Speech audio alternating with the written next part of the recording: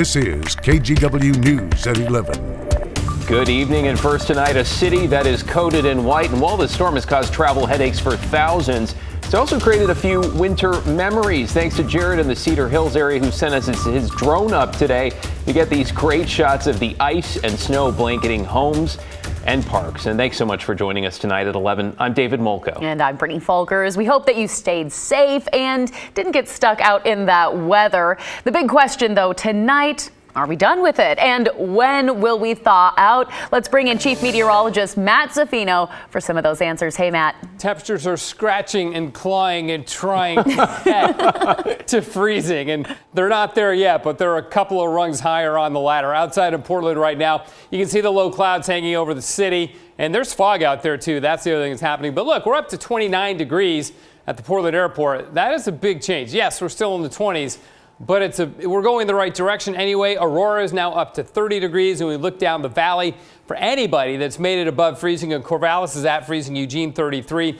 But if you go up in elevation, 1,000 feet to 2,000 feet, several locations around us are in the 40s, and that warmer air is trying to mix on in. The thing is, there's just not a lot of wind to help with that mixing. So that said, we are a lot warmer than we were 24 hours ago, 8-9 degrees across the metro area here, as you can see on our temperature change map. Up in the Cascades, as I mentioned, it's warmer. It's 37 up at Government Camp. They were in the 40s today. Sandy Ann Pass, nearly 40 degrees. They were in the 40s today. Down at Willamette Pass, it's just above freezing too. So there are signs of hope. The other good thing that happened tonight is what didn't happen. We didn't get much precipitation at all. A little bit of freezing drizzle here and there, but largely we have been dry. There is not a lot of new precipitation, some over Clark County and Cowlitz County, but that's good. We have not added to the ice that we have out there. I mentioned the fog. That's an issue for some spots like Salem, visibility a mile, Hillsborough, visibility a mile. So that'll be an issue, especially up in the West Hills where the low clouds are intersecting the terrain. The winter weather advisory continues here until 2 a.m. in the Gorge until Saturday night at 10 p.m. That's a winter storm warning because there'll be more icing out that way. So the bottom line is this: patchy freezing drizzle overnight still possible, especially from the low clouds, and there are areas of dense fog. That's a consideration, but temperatures, again, will continue to scratch and claw their way above freezing from south to north overnight tonight. And by tomorrow afternoon or mid to late morning, we should be above freezing, and we will stay there. The next issue will be the heavy rain that's coming our way next week, but we can put that off for a bit, guys. All right, clawing our way out of it. We definitely could put that off, I'll say. Right? Thanks so much, Matt. Well, hey, let's talk about the roads out there. There were plenty of trouble spots today, but also it really looked like many drivers stayed home. Traffic was pretty light. Yeah, Catherine Cook was out there, though, and she has a look at just some of those issues. Ice storm day 2. Friday morning brought the brunt of it, even for public transit. In Vancouver, this C-Tran bus was stranded after sliding on ice off I-205 and 134th. Across the river, TriMet suspended all MAX lines till 1:30 and limited bus service due to ice and dangerous conditions. On the freeway, drivers faced their own problems. On I-5 North, a semi-truck blocked the on-ramp to the Markham Bridge. Some drivers hit reverse and slid back down the on-ramp to get around it. And take a look at this. A family in North Bethany woke up to find this in their front yard, an abandoned car resting on its side. The Washington County Sheriff's Office shared these photos. No one was hurt. And in Oregon City, a very close call near 10th Street. Clackamas Fire says this car slid down a hill and got stuck on the train tracks. Fortunately, the driver escaped before the train hit her car. And yet another dramatic rescue, this one in Cowlitz County Friday afternoon. Firefighters rescued a truck driver after his semi slid off an icy stretch of I-5 and into a slough. No one was hurt. By Friday afternoon, things seemed to calm down a little. Some roads thawed into slush. Others remained slick, but less traffic meant fewer accidents. Some ventured out to do some last-minute shopping, but even by foot, the icy slush was determined to bring folks down. She's okay. And take from this reporter, no one today was sure-footed. These friends braved the elements together. We saw it was snowing, so we came to see what we could do for fun. It's nice, it's fun. It's a little scary though, obviously. Next year, those wishing for a white Christmas, please be more specific. Just a dusting of snow. No sleet, no ice. Catherine Cook reporting. There's so many close calls, right? A quick note on TriMet here. More MAX and bus service has been restored throughout the evening. Now, in the past half hour, we got an update that TriMet hopes to have all scheduled bus and MAX lines running at the start of service tomorrow. So they're going to be running a few MAX trains equipped with ice cutters overnight to try to keep those overhead lines clear. And travel is still out of the question on I-84 through the Gorge. The interstate is closed from Troutdale to Hood River and in eastern Oregon from about Pendleton to the Idaho border. ODOT says a combination of snow, ice, and high winds has created very dangerous conditions. Crews are working to clear the pavement, as you can see here, but there's no estimate right now for when this will reopen. TripCheck.com is the place to go for updates anytime on that. Chaotic. It's been really hectic. It's so crazy right now. Oh yeah, chaotic. That was the word of the day at PDX, where almost all flights in and out were canceled.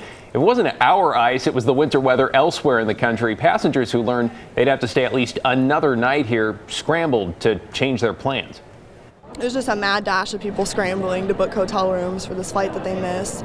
You're just watching them disappear as you're trying to book them. It's just a race of everybody on the same flight trying to get a room for the night.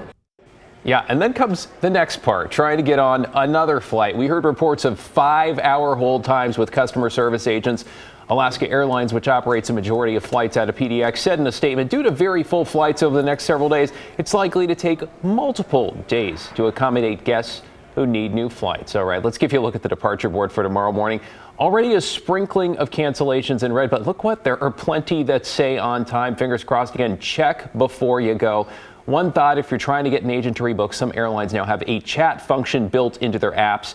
There can still be a considerable wait time. I've tried that. It works. Yeah, it's pretty good. Why Still not? going to be a few hours, though. All right, Yeah. let's talk about shelters now. Close to 800 people in Multnomah County alone, perhaps even more tonight, taking refuge from the deep freeze. Christelle Kumwe went to meet the team helping out in Troutdale. It's really cold. Like a lot of people's like, a lot of people like trying to like stay warm and have a little shelter going down. The warming shelter at Reynolds High School in Troutdale is one place doesn't sought warmth as frigid temperatures hit the Portland metro area. These temperatures are different and people can't survive outside. It's one of 5 severe weather shelters where Multnomah County, the city of Portland, and other partners provided meals, behavioral health, and medical support. Rachel Pearl with the county says this is a life-saving effort.